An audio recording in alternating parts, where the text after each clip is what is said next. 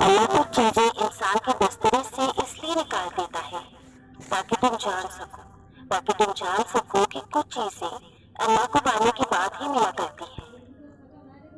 وہ چاہتا ہے کہ تم اس کی چاہت کو اپنی چاہت بنا لو، پھر جو تمہاری چاہت ہے وہ سب بھی تمہیں ملے گا۔ اللہ تو قبولیت کے امکان تب بھی رکھتا ہے جب تمہاری نظر میں تمہاری کہانی مکمل ختم ہو چکی ہوتی ہے۔ میرا رب تو مان جاتا ہے بے کی خاموش آنکھوں سے بھی۔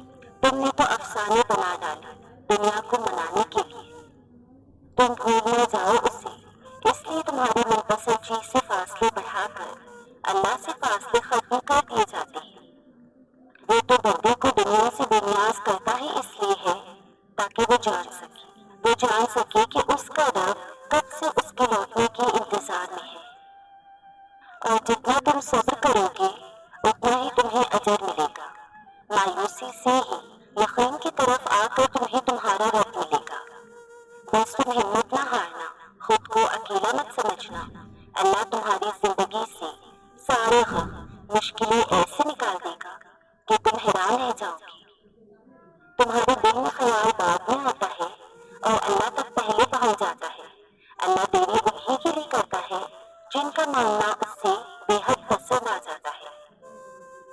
تم ایک بار اللہ کے ہو کر تو دیکھو، اس نے ساری مخلوق کو تمہارے خطرے میں لا کر نہ بٹھایا تو کہنا صبر کر لو یہ سوچ کر کہ جو ہو رہا ہے اس میں اللہ کی مصلحت ہے اور تمہارے لیے بہتری ہے۔ تمہاری مشکلات چاہے آسمان جتنی ہی بڑی کیوں نہ ہو، اگر تمہارا یقین اللہ پر ہے تو تمہیں کوئی ہرا نہیں سکتا۔ جب وہ مان جاتا ہے نا تو جگ سارا ہی ہار جاتا ہے۔ پھر جس کا حکم وہ دیتا ہے وہ ہر حال میں مل کر ہی رہتا ہے۔ جب تم صبر کر کے اپنا معاملہ اللہ کے سپرد کر دیتے ہو تو وہ بھی ثابت کر کے دکھاتا ہے کہ وہ واقعی صبر کرنے والوں کے ساتھ ہے۔ ممکن ہے یہ انتظار تمہارے یقین کا امتحان ہو، اور تم جو مانگتے ہو دعاؤں میں وہی تمہارے صبر کا انعام ہو۔ وہ نہ چاہے تو کوئی پتا بھی نہیں ہل سکتا۔ وہ چاہتا ہے تبھی تو تمہارے منہ سے دعا جاری ہوئی ہے۔ ہاتھوں کا اٹھ جانا یا سر کا جھک جانا کبھی بھی ہمارے بس میں نہیں ہوتا۔ ہم اللہ کو کبھی نہیں چنتے بلکہ اللہ ہمیں چنتا ہے۔ وہ کہہ چکا ہے تم چاہ بھی نہیں سکتے۔ جب تک اللہ نہ چاہے تو پھر مان لو کہ اس نے چاہا ہے ایسا ہونا، تبھی وہ تمہیں یہاں تک لایا ہے۔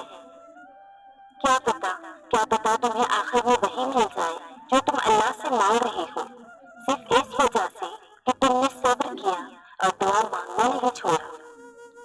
یہ دنیا جو تمہیں ناممکن سے ڈراتی ہے، تمہارا اللہ اکیلا ہی اس دنیا پر بھاری ہے۔ تو لے چلو اس کے در پر اپنی ہر فریاد کو۔ وہ قادر ہے ناممکن کو ممکن میں تبدیل کرنے میں۔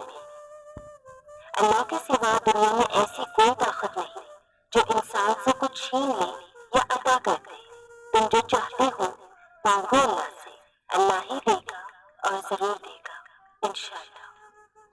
جب تم اس کی دی ہوئی آزمائش پر صبر کرتے ہو، اس کی رضا کے آگے سر جھکا دیتے ہو، تو وہ تمہیں چن لیتا ہے اپنے من پسند بندوں میں۔ تمہاری امید کو اللہ اس لیے برقرار رکھے ہوئے ہے کیونکہ اس نے تمہیں عطا کرنے کی ساری تیاری کی ہوئی ہے، اور تمہاری تہجد کی دعاؤں کی وجہ سے تمہیں وہ حاصل ہو جائے گا جس کا تمہیں انتظار ہے۔ جب تمہارے سامنے اچانک کوئی آیت آتی ہے نا تو وہ تمہارے سوالوں کے جواب ہوتی ہے۔ وہ کبھی بھی اپنے بندوں کو تنہا نہیں چھوڑتا۔ صبر کرو اس نیت سے کہ اللہ تمہاری نیت دیکھ رہا ہے، وہ تم کو خالی ہاتھ نہیں لوٹائے گا۔ یقین رکھو اللہ سے کی گئی اپنی دعاؤں پر، پھر اللہ وہی دے گا جو تم نے مانگا ہے، اور پھر ایک دن تمہارے صبر کا صلہ تمہیں مل جائے گا اور تمہیں تمہاری چاہت سے نواز دیا جائے گا۔ یہ بات ہمیشہ یاد رکھو کہ دنیا کی محبت سے رب نہیں ملتا،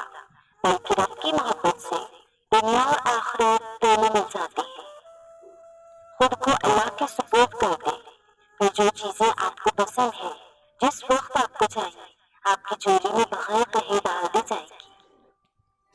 اسے یاد ہے سب تمہاری راتوں کو اٹھ کر دعائیں کرنا، وہ جلد ہی معجزہ کر کے تمہیں تمہاری من پسند چیز سے ملوا دے گا۔ جب اللہ تم سے کہہ رہا ہے کہ مانگو مجھ سے میں دوں گا، تو کیا تمہیں یہ قبولیت کی دلیل نہیں لگتی؟ جس کے لیے اتنا انتظار کر رہے ہو وہ تمہارے لیے بہتر نہیں تو اسی کو بہترین بنا کر تم تک پہنچایا جائے گا۔ اللہ قبولیت کے منظروں سے پہلے تمہیں انتظار سے گزارتا ہے، وہ آزمائش اسی کو دیتا ہے جسے وہ انعام کے لیے چن لیتا ہے۔ تمہارے درد سے تمہارا رب واقف ہے، وہ چاہتا ہے کہ تم صبر کرو تاکہ تم مضبوط ہو جاؤ۔ جب زندگی تمہیں بے ترتیب کر کے رکھ دیتی ہے تب اللہ خود تمہیں دعاؤں کو ترتیب دینے کا ہنر سکھا دیتا ہے۔ اللہ جب توفیق دعا تمہارے مقدر کا حصہ لکھ دیتا ہے تو قبولیت کے معجزے